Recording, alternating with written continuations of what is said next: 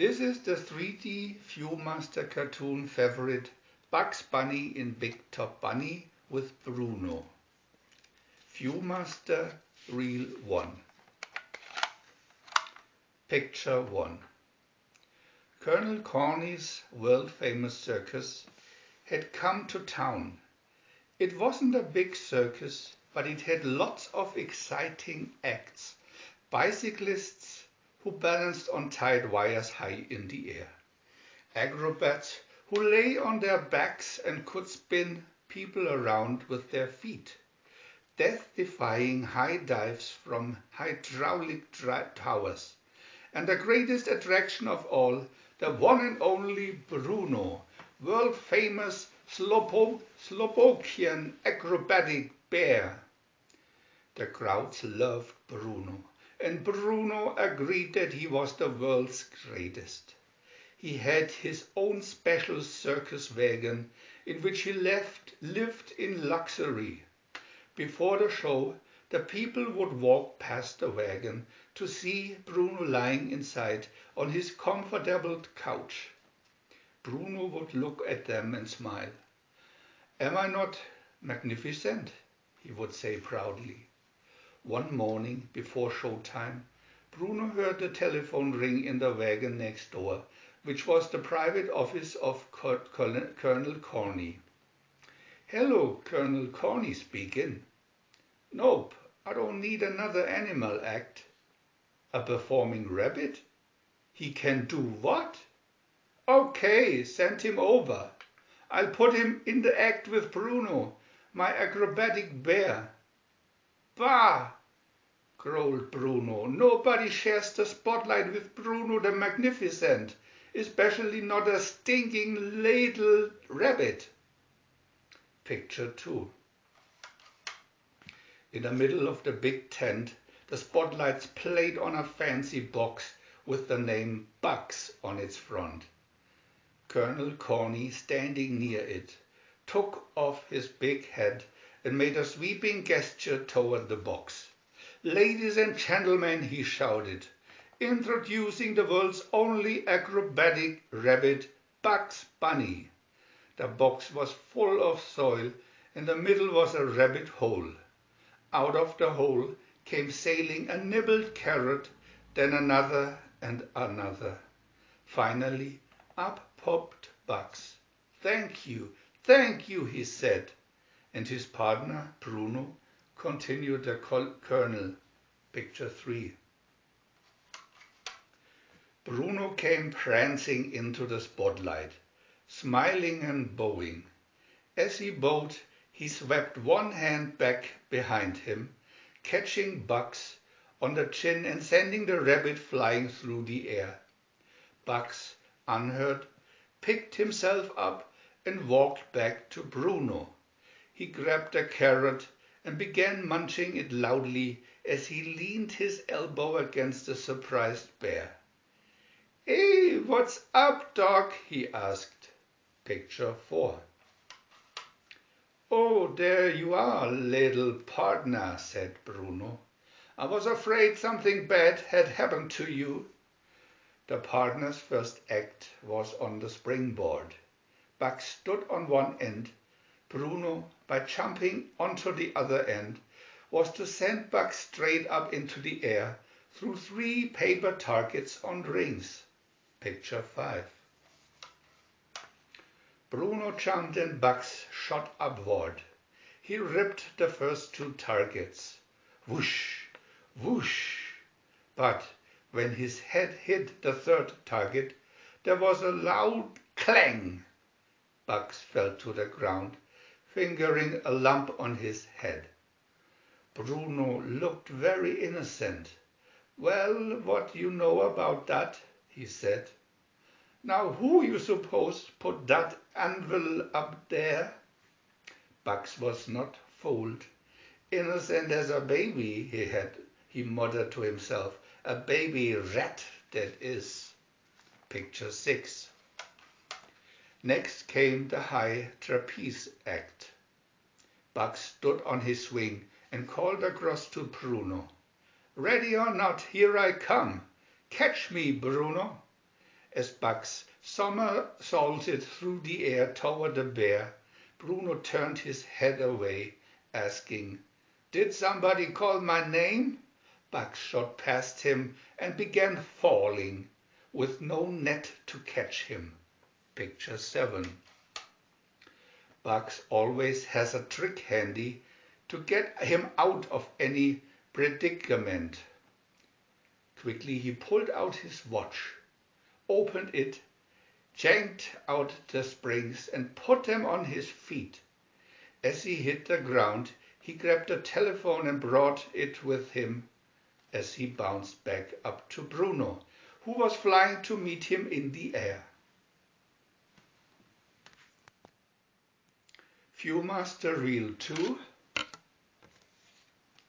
Picture 1. As Bugs met Bruno in mid-air, he handed the bear the telephone. "Someone wants you on the phone. One of my loyal fans," thought Bruno. He took the phone and spoke into it in his most melodious kind of voice. "Hello?" "Hello, Bruno," said Bugs. "What you doing away up there in the air by yourself? Goodbye."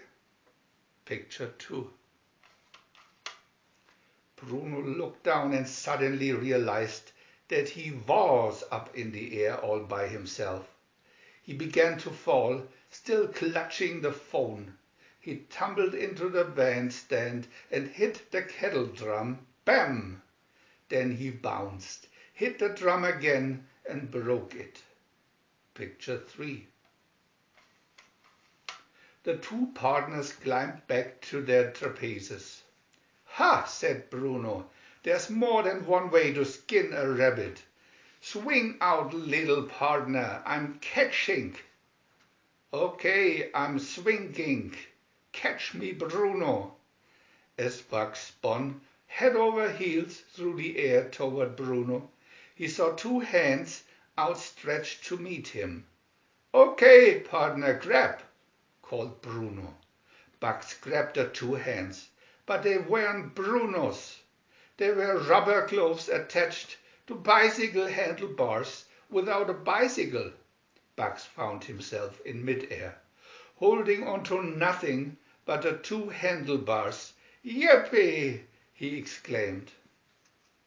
Frantically, Bugs began to paddle the air as if he really were riding a bicycle. And it worked. He paddled straight toward Bruno's high platform. Far below, the crowd was cheering. They thought it was part of the act.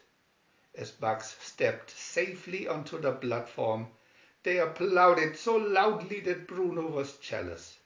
After all, he was the star.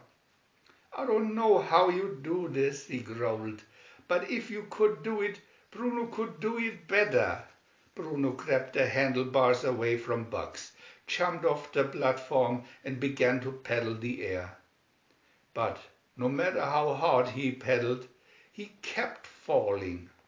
He went down into the bandstand again, wham, and into the bell of a big tuba. Bugs climbed down and helped him out. "That does it," said the rabbit. "You've ruined the act. You're too clumsy. From now on, I'm on my own." Picture 6. Bugs marched briskly out into the ring, where two hydraulic platforms stood side by side. He climbed up onto one of them. Bruno came lumbering after him and climbed onto the other platform. "Say, what do you think you're going to?" Bruno asked. "Who, me?" said Bugs breezily. "Oh, I think I'm going to dive 200 feet off of this platform into a tank of water. Goodbye." He gave Bruno a loud kiss and pumped his platform up 200 feet high. Bruno quickly pumped his platform up to a level with Bugs. Nobody could outdo Bruno the Magnificent. I dived 300 feet into a bucket of water. Picture 7. Bruno checked his platform up to the 300-foot level, only to be passed by Bugs, who said, "Oh yeah? Well, I dive 500 feet into a damp sponge. And I, Bruno, will dive 1,000 feet into block of cement on my head yet." By this time the two platforms were at the top of the big tent. They both broke through the top and jerked their way up to the 1,000-foot level high above the tent. "Say, that's a good stunt," said Bugs. "I'll buy that, but the star goes first. Here I go." "Oh no, Bruno here the star," insisted the bear, tapping his chest. "I go first." "Okay, pal, you win," said Bugs. "You go first." Bugs Bunny and Porky Pig in TV trouble. Viewmaster Reel 3. Picture 1. Porky Pig invited Petunia Pig over one evening to watch Maverick on his brand new television set. It was almost time for the program to start when suddenly the images began to wiggle and wobble across the screen. Porky rushed to the set. "Golly, there are so many knobs. I don't know which ones to turn. I'll phone a TV expert and have him come and adjust it." "Tell him to hurry," Petunia said. "I don't want to miss Maverick. It's my favorite TV program." Picture 2. Bugs Bunny soon arrived. "I'm your trusty TV repairman," he told Porky. "Where's the broken set?" "It isn't broken," explained Porky. "It only needs to be adjusted." "Consider it done," said Bugs as he twisted the dial and turned all of the knobs. "Are you sure you know what you're doing?" asked Porky. "The picture's upside down now." "Relax, dog, relax. I was just testing," answered Bugs. "You need a new aerial. Your signal is weak." Picture 3. Bugs scrambled to the top of Porky's house. From his repair kit he took the framework of 2 umbrellas. Shaking them into a weird-looking aerial, he nailed it to the roof. "Hey, Doc," Bugs shouted down the chimney. "How's the reception now? Is the picture sharp and clear?" "The picture is clear," answered Porky, "but I don't like it too much." Picture 4. Bugs hurried back into the living room. The picture on the television screen was perfect. Of Porky's roof and the odd aerial Bugs had just erected. Most peculiar, said Bugs. "The trouble must be in the noodle rotorator." "Listen to me, Bugs Bunny," Porky said, getting angry. "I'm going out to buy some TV snacks and you'd better have my set fixed so Petunia and I can watch Maverick when I get back, or I won't pay you 1 red cent. Picture 5. Alone, Bugs started tearing the set apart. Probably just some gadget out of place, he muttered to himself, fumbling with the giant picture tube. "I'll remove this wetzies and tighten a few screws." The tube slipped from his fingers as he lifted it from the set and shattered all over the floor. Bugs' nose twitched nervously. Now how was he going to fix the set so Petunia and Porky could watch Maverick? Picture 6. Suddenly he had an idea. "No wonder I'm called Bugs, the brainy bunny," he said, sweeping up the broken tube. Toolkit in hand, Bugs was leaving as Porky returned. "Turn your set on, pal," he told Porky. and you'll see Maverick better than ever. Picture 7. Porky and Petunia fixed their TV trays and settled down once again to watch Maverick. But when the show started, their eyes almost popped from their heads. Bugs Bunny was sitting inside the broken TV set, dressed as Brad Maverick. Porky shook his head. It only needed adjusting. It is in color and stereo, consoled Petunia.